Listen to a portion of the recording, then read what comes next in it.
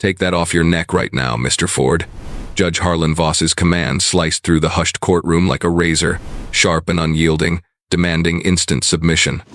At the defendant's table, Elias Ford remained utterly motionless. He was a figure sculpted by years, his posture impeccable, his hands folded serenely in his lap. Draped around his neck, against the faded material of his coat, was a modest five-pointed star suspended from a light blue ribbon decorated with 13 white stars. His fingers stayed still. His stare held firm. He merely regarded the judge, his faded eyes containing a whirlwind of tempests the man on the dais could never fathom.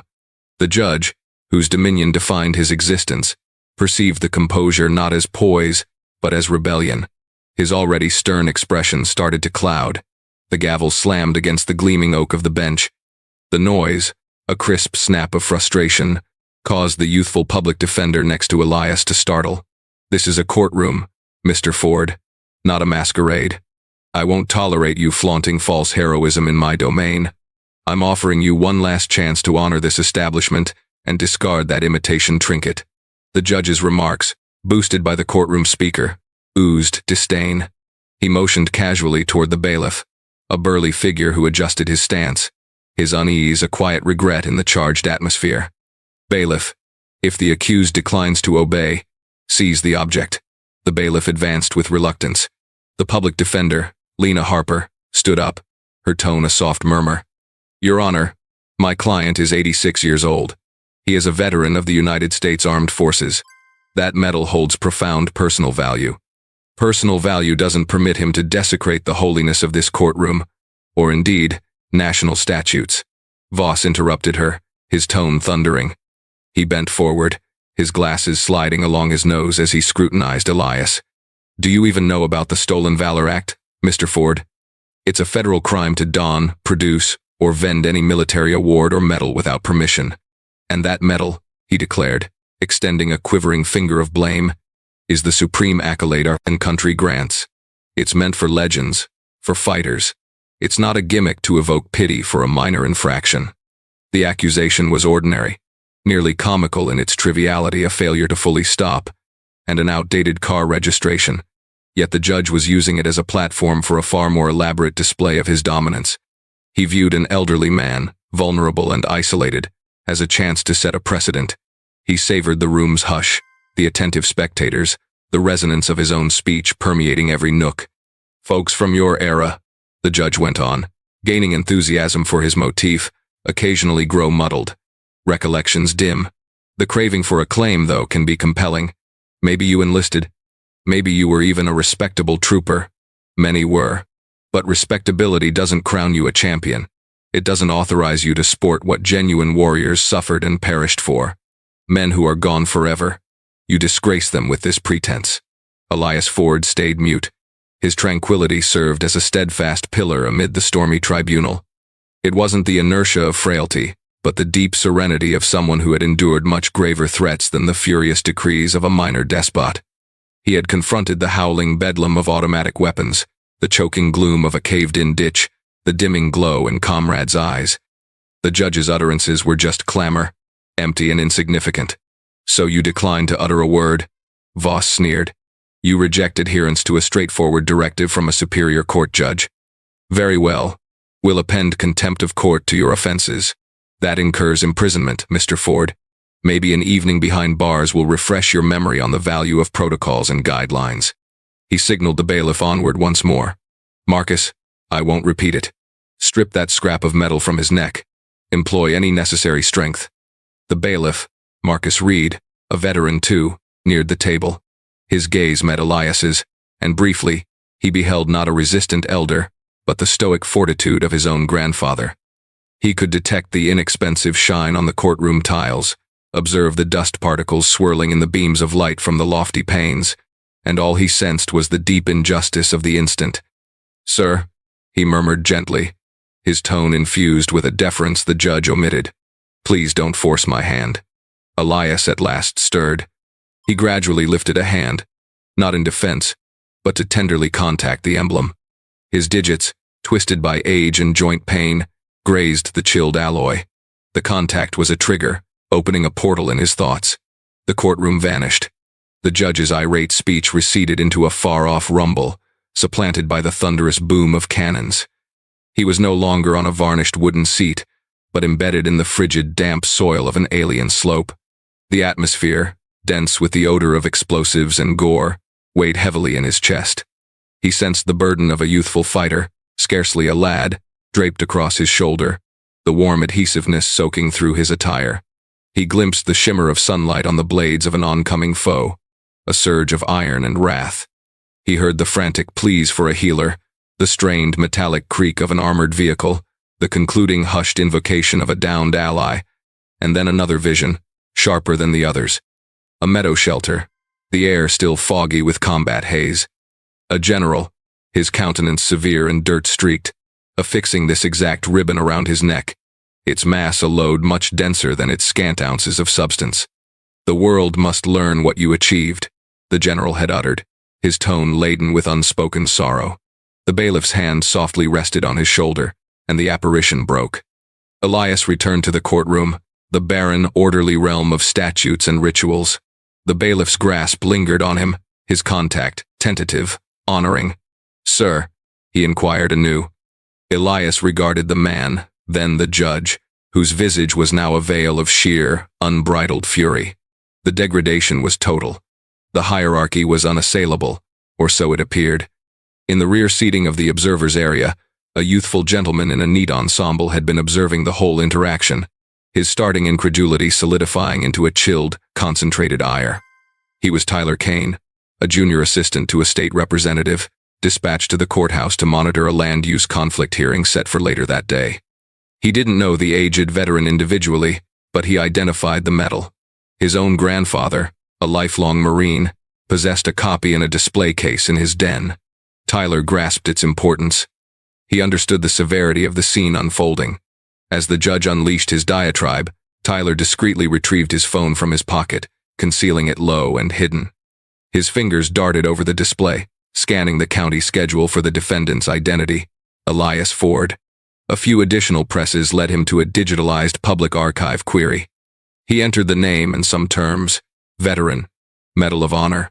The findings appeared promptly: a torrent of formal papers, press reports, and armed forces commendations. His eyes expanded. It wasn't merely a tale. It was an epic.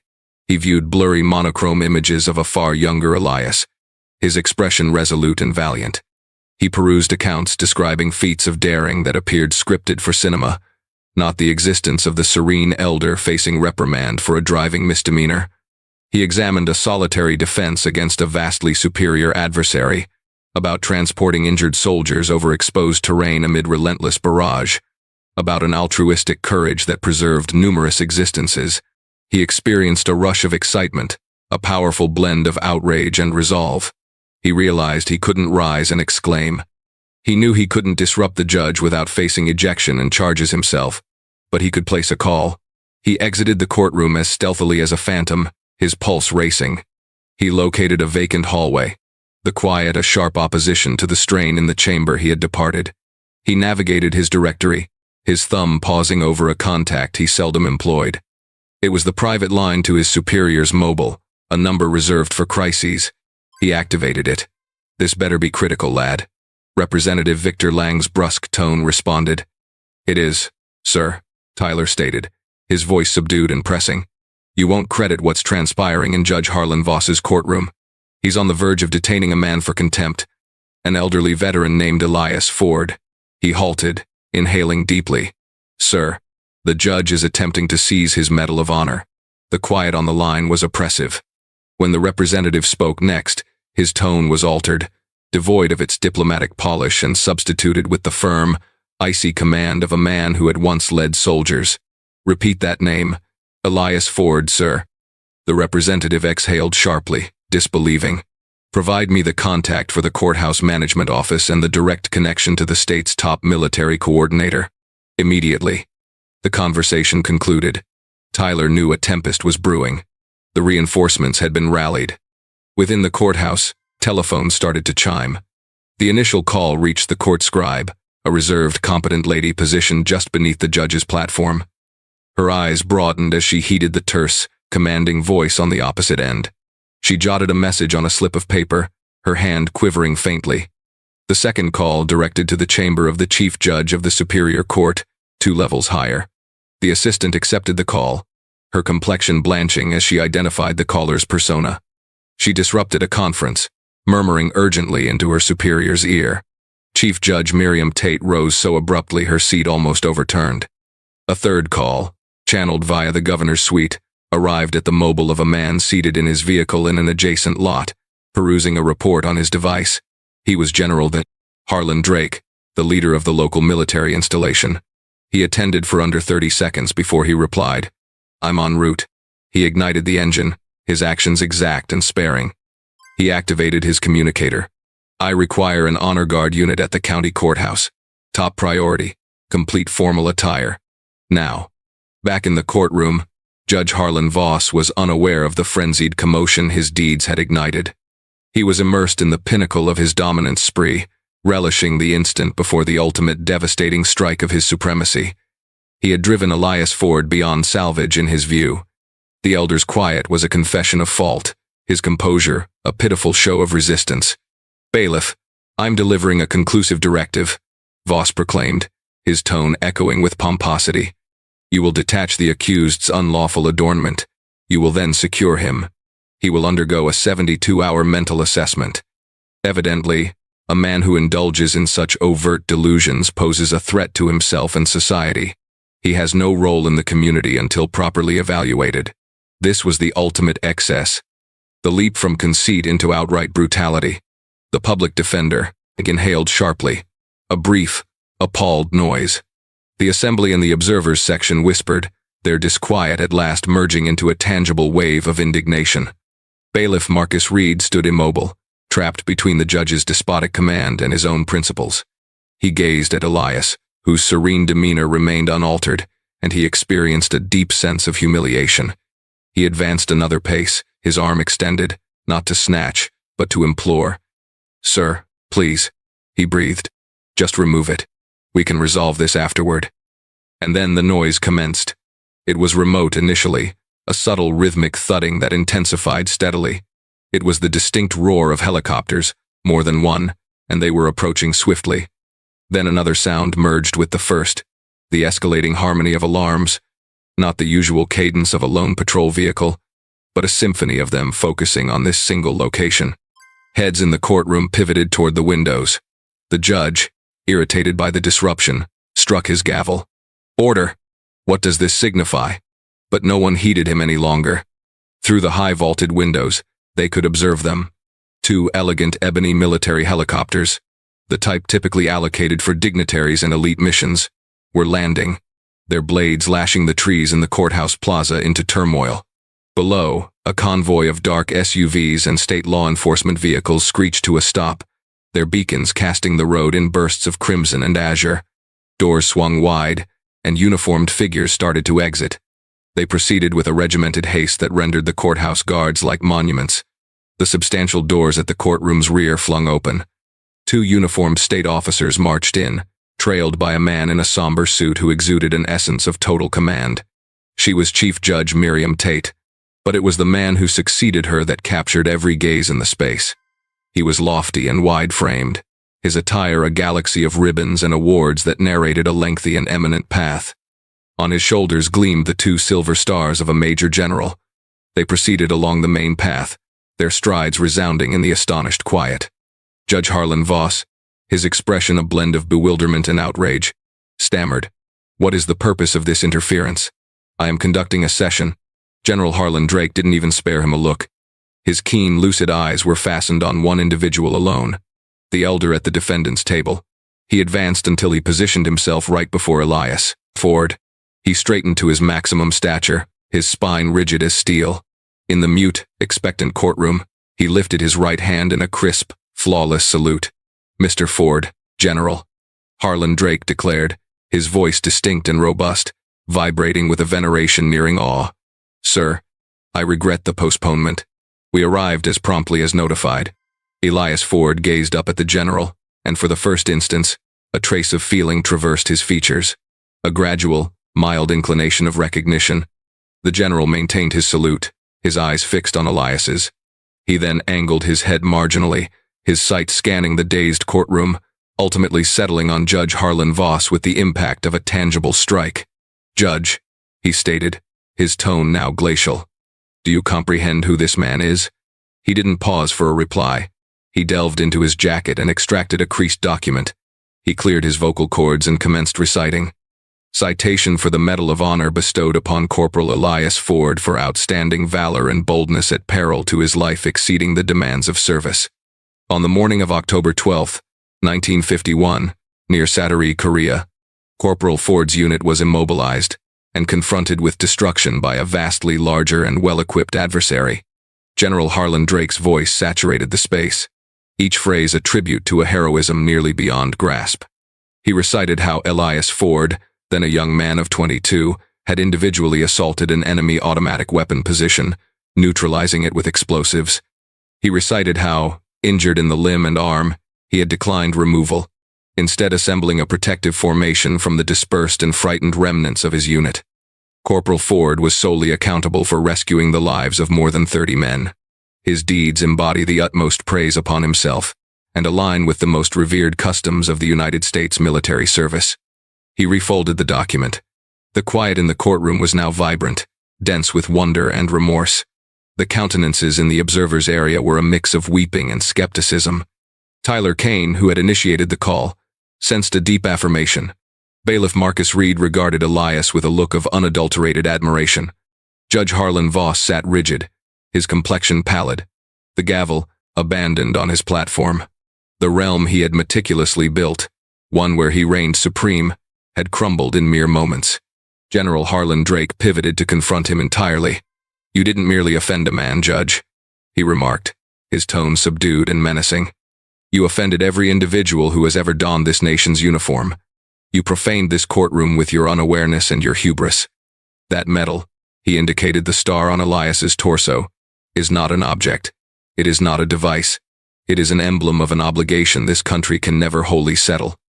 And you handled it, and the man who merited it with his own essence and offering, with scorn." General Harlan Drake moved aside as Chief Judge Miriam Tate neared the platform.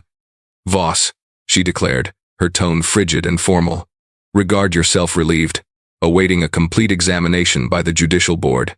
Now vacate my platform." Judge Harlan Voss, appearing diminutive and vanquished, stood wordlessly and trudged out via a lateral entrance, his profession demolished. Elias Ford at last voiced. His tone was soft, but it resonated in the hushed space. "He didn't know," he expressed, "not with wrath, but with a plain, deep melancholy. That is the issue. People don't know." He glanced at the young public defender, at the bailiff, at the assembly. "Honor isn't in the medal," he articulated, his fingers delicately contacting the star. "It is in the recollecting. That's all." His vision wandered briefly, and the courtroom hazed again. He wasn't perceiving the individuals before him, but the visages of the youthful men who never returned. He was back in that meadow shelter, the general's phrases resounding in his ears. The alloy had seemed so burdensome then, a load of accountability. He had embraced it not for himself but for them, for those who had rendered the supreme cost. It was their medal. He was merely the guardian. The repercussions were rapid and resolute. Judge Harlan Voss was officially reprimanded and compelled into premature withdrawal. The state judiciary required a fresh instruction initiative for all its judges and personnel on military procedures and veteran matters. A formal public regret was extended to Elias Ford from the governor's suite. But the genuine transformation occurred on a tinier, more personal level. A week afterward, Elias was at a modest eatery, calmly scanning a periodical. The chime over the entrance rang, and in entered a man who appeared weary and reduced. It was Voss. He spotted Elias, paused, and then approached his table. "Mr. Ford," he started, his tone scarcely audible. There are no expressions. I desired to express regret personally." Elias glanced up, creased his periodical, and motioned to the vacant seat across from him. "Take a seat," he stated plainly. They remained in quiet for an instant. "You were a judge for an extended period," Elias remarked. "You witnessed many evils. I suppose it complicates spotting the virtues." Voss could only affirm, abashed. "Everyone bears a narrative you can't perceive," Elias proceeded, his tone mild. Just need to recall that. He proffered nothing further. No elaborate address, no sermon, just a straightforward act of mercy that was, in its manner, more potent than any censure. For every account of bravery, there are innumerable others that remain unspoken. Remember to venerate the silent champions who dwell among us daily. Like and share this story if it touched you, and subscribe to BR Veteran Stories.